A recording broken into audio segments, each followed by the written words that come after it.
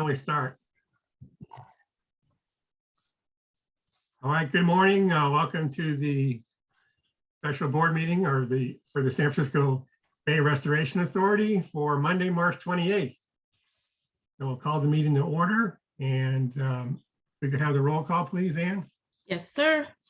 Supervisor Joya, Supervisor Peskin, Director Holman, Here. Supervisor Gorin, Here. Councilmember Hahn, Councilmember Levier, Here. Chair Pine. Present. We have a quorum. Thank you.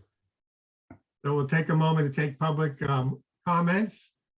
I think we have anyone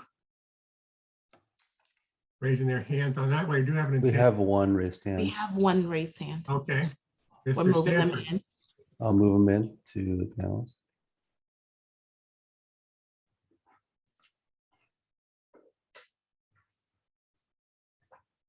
Good morning, this is Dean Stanford. Can you hear Good me? morning. Go ahead, Dean. Yes. A while back, I brought this issue to your attention. Haven't heard anything back. For many years now, I've been promoting a park at the Santa Clara, San Jose wastewater treatment plant lands. They're gonna restore up to 800 acres, and the park would include a bay trail around Pond A18. The restoration and protection levy has been stalled due to funding issues, apparently. But I would like to try to save this levy around Pond 18.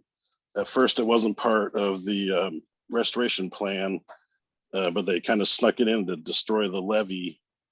And I'm promoting that I should allow this bay trail to mediate the loss of a 9-mile bay trail out of Valviso County Park.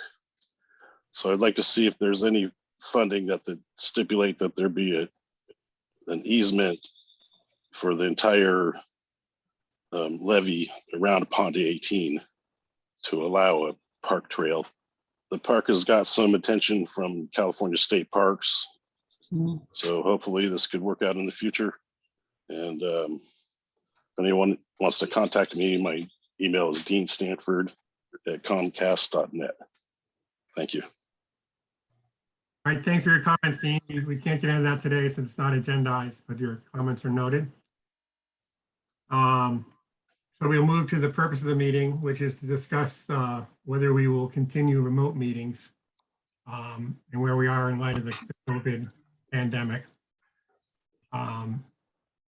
Now, our next meeting is April, what's the date again? 22nd. 22nd. Mhm. So I know that a lot of jurisdictions are starting to move back to hybrid meetings, which would probably be my inclination. But open it up to people's comments and thoughts. Go ahead, Susan. Good morning, Dave. You and I and maybe a couple of other folks serve on BCDC, and we apparently are allowed to hold our meetings in our districts. But we have to publicize the location of the meeting place, and so I volunteered my office as a meeting place for anybody who wants to join me on the Zooms for BCDC. And as you know, I've been a consistent critic, maybe suggester of remote meetings because it's a long way to get from Sonoma County to Beale Yeah. Street. So if we could figure out if that is a way forward, I would be appreciative. Go ahead, Sally Lieber. Our city council is not yet in person. We're waiting for our board of supervisors to go back. And I think we're waiting for the next wave to move through until we would go back in person or hybrid. So I think as long as we have the ability to be hybrid, or to continue on Zoom, that for environmental reasons and the ability of the public to get on the meeting and et cetera, we should continue on Zoom if it's possible. Do you be inclined to keep the entire meeting on Zoom? I would, because I think it levels the playing field and just given that there's another variant coming, if we wait through that, I think that would be the better thing. Karen Holman. Yeah, I'm sort of a blending of that. I'm largely in favor of what Sally Lieber said about continuing on Zoom for a while. At the same time, when we do go back to having some meetings in person, I think Susan mentioned, I think what, if I understood correctly, is like we could be at more than one location. Like Sally and I are near each other, relatively certainly. So we wouldn't have to go to San Francisco. It's great to be able to get to form stronger relationships with our colleagues. At the same time, there is an environmental impact to traveling so far. And so if we could have pods, if you will, maybe 2 or 3 pods, and still keep the meeting though online so that members of the public could participate remotely. So if we could do a hybrid model, I think environmentally, it is an environmental organization after all. Environmentally, that makes most sense. From a participation standpoint, it makes the most sense. And it keeps us still live and in public for everybody. So sort of a hybrid model with a change from how we've done before with having these pod locations. Right. I mean, again, as Susan mentioned, BCDC is taking that approach for its next meeting. We're all still waiting for legislation to work its way through Sacramento to figure out kind of what the rules will be going forward. Now, right now, when you have the remote meetings, you have to be when you have the hybrid style and you have the pod sort of situation, you need to make sure you have an ADA accessible and you provide access to the public. And what's the Conservancy doing, Amy? So can I ask just one quick follow-up question? Is there any role of any of these organizations who do have distances to travel for meetings to advocate to some person or persons at the state level? There is legislation occurring now, and I'm not sure who Josh, do you know who the author is or the bill number? I do not know. Yeah, I can send that bill number out about the legislation, but it would, at this point, I think the legislation is going to require continued availability for the public to participate via phone or, Zoom. I won't say Zoom, but one of the issues with that legislation is tours, site visits by board members, and Sure. we can't make, it would be very hard to make those tours accessible. Of course. Yeah, but maybe we ought to look at and see if there's any advocacy role that this group could take, and others, of course. Yeah, and the Conservancy is under Bagley Keene, while the Restoration Authority is under Brown Act. So it's a little different. And the Conservancy, Bagley Keene, the emergency exemption is ending in a couple days. So for our May board meeting, we have to do it in person. We will offer some I'm not even sure what we're going to do, but offer some ability for members of the public to participate by phone or video teleconference. And I think for the authority, following in the footsteps of MTC, BCDC, I think that's kind of our plan, is to watch the regional agencies and what they're doing and just copy. And also utilize the resources at 375 Beale. So we can do the hybrid meetings so that, we're not having to buy a bunch of equipment and have staff, IT staff to run it. We can use the Beale Street. One thing I did learn from BCDC, you have to have at least one board member at the that in this case, Agendas. 375 Beale. You have to have Mhm. one board member. So one of you would need to get to Beale. Director Gorin, I nominate the chair to be located at Beale. I'm happy to do that.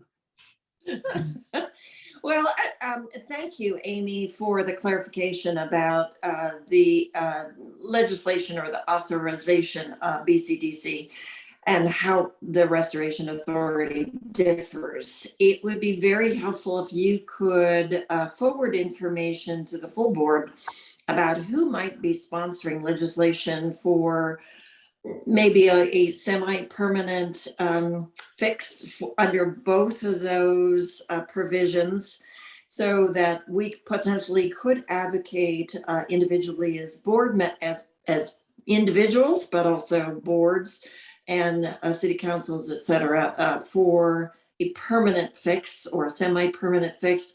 I do think for the regional agencies, the public really appreciates the ability to participate via Zoom, so they don't have to drive 2 hours each way to get to for a 3-minute conversation. And so I think we should all work on advocacy. I've been advocating for this for now 5 years. So I see the light in this pandemic and technology really helping us out, both as board members and as members of the public. And so let's do what we can. It may be that our individual legislators are sponsoring that legislation, and we would want to talk with them.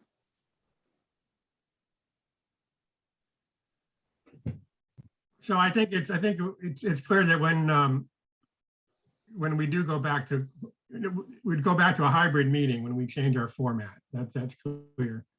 So I guess the question on the table is, do we go to the hybrid format in April, following the lead of BCDC and MDC?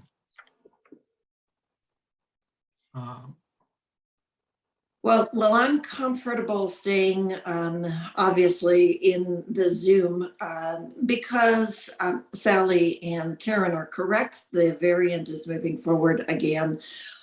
I personally think this is our future. We're going to have variant after variant moving forward. Hopefully, the next variant will have little impact, especially among those of us who are vaccinated, boosted, and maybe boosted again. But nevertheless, let's take advantage of the technology for conducting efficient meetings and not contributing to greenhouse gases. Mhm. Yeah, I really very much agree with that. At our city council, we've seen so many more young parents being able to participate because they can continue with the household and then know when their time is to bring up their views. But I've been scrolling back through my memory banks, and it's Alex Lee, who is from our area, who has the legislation on how to do the meetings going forward. And I don't think that they've had a perspective on it from the environmental side of things, but I do think that that's a really good thing to bring to their attention, especially multi-county bodies. I think it becomes much more compelling. So I'd say that we could each individually get in touch with Alex Lee's office, and then, if staff can make contact as well. I seem to remember that Bill Quirk has a bill as well. Remember that coming up at BCDC. He be helpful if Amy and Dave, you could put on the agenda for our next meeting a just broader discussion about this, not just a resolution to continue the format, but to really maybe having a draft letter to our legislators explaining the circumstances about, okay, so we meet for 2 hours. Does it make sense for us to be in our car for 4 hours to get to a 2-hour meeting and approach it from that way? And also maybe concur that the community is greatly relieved that they can participate in this virtual format. Yes, we can definitely do that for the April 22nd meeting. Put it on the agenda and also analyze the bills from the authority's perspective and provide a draft letter from the authority board to the bill authors. And in the meantime, I'll send you the bill numbers when I find them. Great. All right, so again, it brings us, just to bring focus onto the next meeting coming up.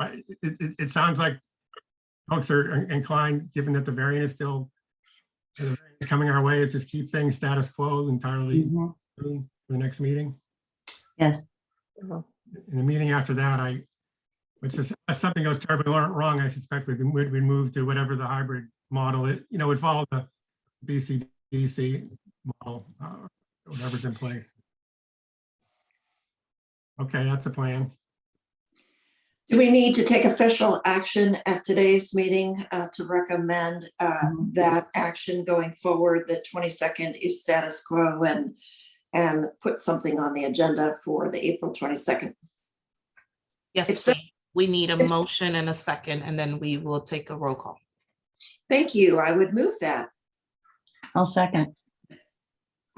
We have a motion and a second. Please take the roll in. Yes, sir. Director Holman, Yes. Councilmember Lieber, Yes. Supervisor Gorin, Yes. Chair Pine. Yes. This motion passes. Agenda item number 4 is approved. All right, well, that concludes the business of the special meeting. Hope everyone. Yeah, Dean Stanford raised his hand again. I'm assuming it was on Oh, this okay. item. Thank you for Sorry. pulling that up. I'm sorry for missing you there, Dean. Do you have a comment on this item? Voting you into panelists. Yes, I do. Thank you. I think it's been awesome to be able to remotely access these meetings, local and state, especially state parks. I don't have to drive to LA for, as you mentioned, 2 or 3 minutes of comments. I brought my prior concerns to the BCDC one time. I drove around forever trying to park, and I had to run to make it to the meeting. I thought I was going to die. So I would really appreciate if access like this was made permanent. I work at Tesla, and our entire team is remote permanently now, including somebody we just hired in South Africa. And in this day and age, the 21st century, we should be able to do this. So thank you. Thank you for your comment.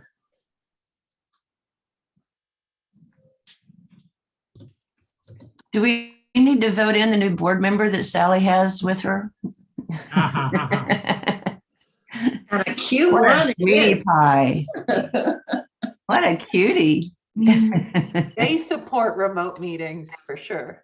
Yeah. Yes, indeed. Yes.